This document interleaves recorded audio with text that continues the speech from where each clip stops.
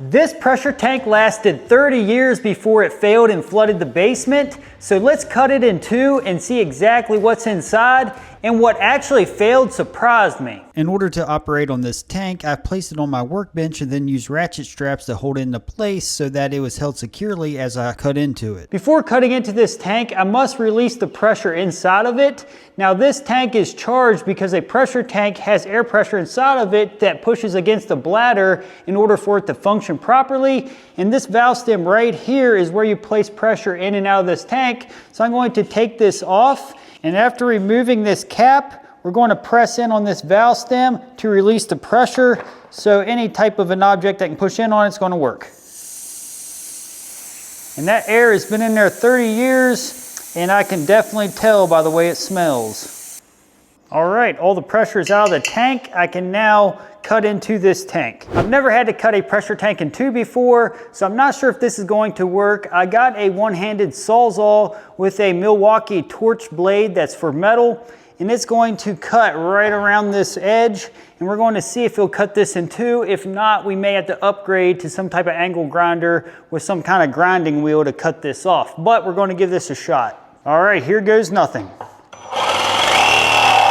In case you're not familiar with a pressure tank is used in combination with a well pump so that your well pump doesn't run all the time. It actually holds the pressure to feed your house constantly. I'll tell you what, it's cutting into it pretty good considering. So now that I got it started, it should go a little quicker now that I got a hole punctured. So I'm going to dig into where I got it cut. If I had to guess, I would guess that this tank is made out of 16 gauge metal, which is about a 1/16 thick. So it wasn't really thick, but it was thick enough to where it wasn't very easy to cut. And I'm trying not to cut too deep so I don't injure the bladder, because I want to keep it intact so we can see it. I can't wait for you to see exactly what was underneath of the bladder once we get the tank open. All right, I'm going to go to the other side and go this way.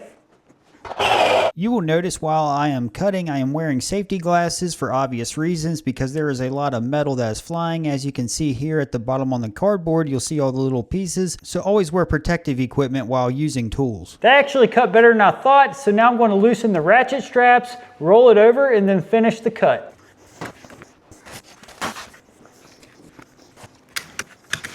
If you like this type of content, comment below what you would like me to cut into next to see what's inside, or any type of experimental video you would like to see, because I'm really curious to see what my core audience is interested in the most, because that is important to me. Oh, battery's dead. Back in business. Okay, finished cutting on this side, and that will be it. If you've been following my channel, you'll recognize this pressure tank because it is the one replaced in the previous video. And if you'd like to check that out, I'll put a link to it in the description below. We are in two, and that cut better than I thought it would. All right, here's the part I've been waiting for. I'm going to loosen the straps up and then flip this over and see what we got.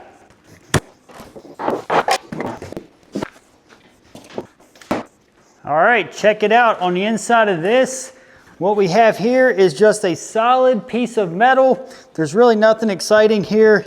There's a hole here, so it's hollow on the other side of this. So if you're wondering why that metal's in here, I'm going to assume it's a place for the bladder to stop up against once it is totally full. So that way it's totally expanded and it's holding all the water it can. So that's all there is to the top piece. So let's check out this bottom piece. All right. If we take a look here at the bottom, you can see we got the bladder in here, and it does have a grease type substance in here, or it's just from wear and tear, I'm really not sure. But that's going to be the bladder that fills all the way up and presses back against the water to fill your pressure lines up with pressure and water. So that's going to be the powerhouse behind the pressure tank. And obviously the well pump pumps up the pressure tank, and then that's what holds the pressures inside of this pressure tank. So now that we know what's in the bottom of this, let's cut this out and see what's on the other side of this bladder. Using my knife, I'm just going to cut right around this bladder in this area and remove it and see the section that's the wet side of the pressure tank, what it looks like. And as you probably guessed, this rubber in this bladder is really thick. And I'm being really careful not to get my arm up against this edge because obviously it's extremely sharp. I actually heard a little pressure come out of that, believe it or not. If I wanted to quickly cut out this bladder, I could have used the Sawzall here as well, but I wanted to preserve the contents inside as much as I could. You can see there's some water coming out down here. It's a little residual water. In my opinion, it's hard to believe after 30 years this rubber is that pliable yet. It still feels really pliable. Oftentimes with pressure tanks, this is what fails, is this bladder erupts. And if a bladder does erupt, you got to replace the whole tank. You cannot replace just the bladder. I'm sure you assume that. Okay, we now have the bladder cut out. So we're going to go ahead and pull this out and see what we got. Wow, just what I anticipated. I actually grew up in the house where this pressure tank was, and we had some sediment and water come through sometimes, and you can see all that muck here from the well. And you can see it is built up in the bottom of this tank pretty thick actually. So that's really interesting. So a lot of sediment in that well, I do remember. So you can see there's some clay here, but for 30 years, it actually ain't as bad as I thought it was going to be, but very interesting to say the least. So let's remove this bladder all the way yet. Yep, as you can see, ton of sediment in the bottom of this thing. I mean, unreal. That is insane. So really interesting situation. Right here at the bottom, that looks like where your water obviously comes in and out. And one other thing about this is I noticed that it is a plastic liner here.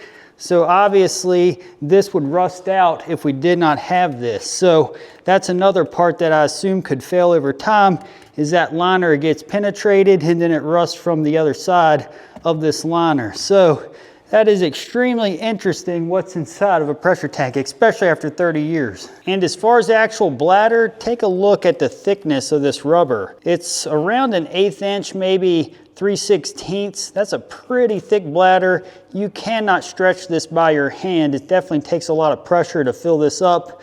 So that's going to be something that you got to keep an eye out for if you do have a leak, because oftentimes it's going to be this bladder that erupted. What actually failed on this tank was the elbow rusted out, and I assume this is some kind of galvanized coated elbow, and then the coating came off eventually is what I'm guessing, but I'm not 100% sure.